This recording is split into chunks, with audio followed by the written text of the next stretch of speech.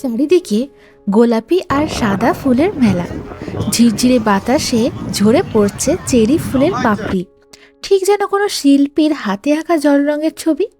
আমেরিকার রাজধানী Washington DC আজ সেজেছে এক অপূর্ব সাজে। প্রকৃতির এই রূপ দেখতে সারা পৃথিবী থেকে মানুষ ছুটে আসে এখানে, কারণ এখন অনুষ্ঠিত হচ্ছে ন্যাশনাল চেরি ব্লসম ফেস্টিভ্যাল। নমস্কার, আমি সুবর্ণা।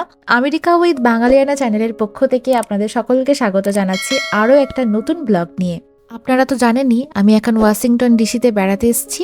তো আজকে সকাল সকাল আমাদের হোটেলে ব্রেকফাস্ট ইনক্লুডেড ছিল, তাই ওখানে হট ব্রেকফাস্ট করে নিয়ে আমি এখন রুমে গিয়ে স্নান টান করে ফ্রেশ হয়ে নিয়ে রেডি হয়ে নিয়েছি। এখন আমরা ঘুরতে যাব ওয়াশিংটন ডিসি শহরে। আজকেও এখন রেডি হয়ে বেরিয়ে পড়েছি।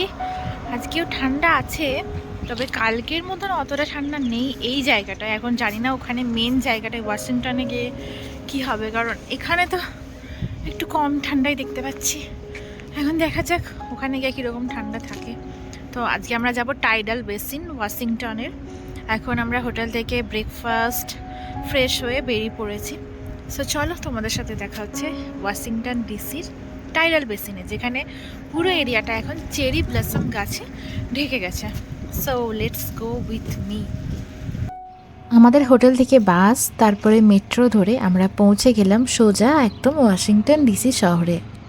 এখানে সমস্ত জায়গা যেহেতু পায়ে হেঁটে দেখার সুবিধা, তাই মেট্রো বা পাবলিক ট্রান্সপোর্টে যাওয়াই কিন্তু বেশি সুবিধা গাড়ির তুলনায়। কারণ গাড়ি পার্কিং করতে করতে আর পার্কিংয়ে জায়গা খুঁজতে খুঁজতে সারাদিনটা কাভার হয়ে যায়। তার থেকে পাবলিক ট্রান্সপোর্টে যাওয়াটাই বেটার। আর আমাদের কাছে যেহেতু অলরেডি কোনো কার নেই, আর তাছাড়া আমরা ড্রাইভিং জানিও না, তাই এখানে আমরা পাবলিক ট্রান্সপোর্টের মাধ্যমেই যাতায়াত করেছি, আর যেটা খুবই সুবিধাজনক বলে মনে হয়েছে আমার।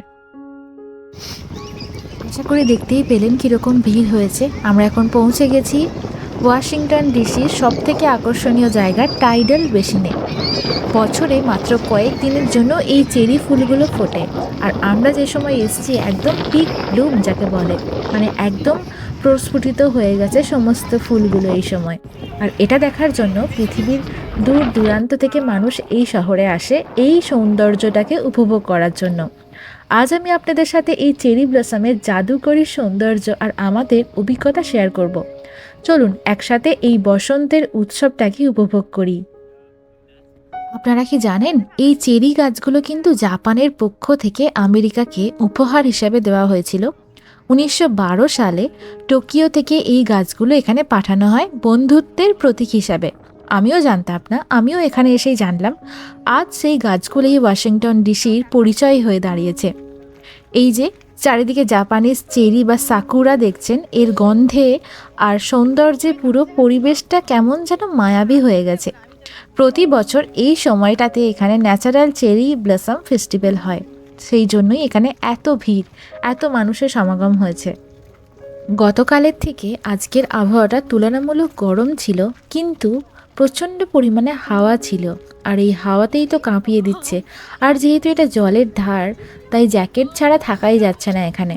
একটু যে জ্যাকেট ছেড়ে ফটো তুলবো সেই উপায়ও নেই, এত ঠান্ডা হাওয়া দিচ্ছে।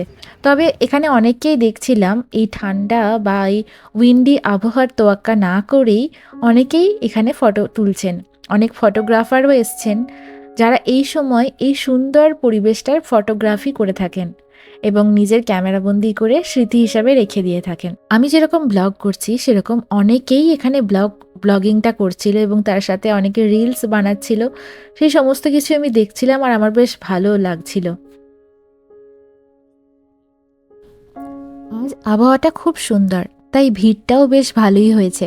দেখুন সবাই কত আনন্দ করছে। এখানে আসতে হলে একটু সকাল সকাল আসা ভালো, নয়তো পার্কিং পাওয়া যায় না বা শান্তিতে ছবিও তোলা খুব মুশকিল হয়ে পড়ে। আমরা ওই স্নান টান করে আমাদের বেরোতে বেরোতে একটু লেটই হয়ে গেছিলো। ওই 11টার সময় আমরা বেরিয়েছিলাম, তারপর এখানে পৌঁছাতে ধরুন 12টা বেজেই গেছিলো।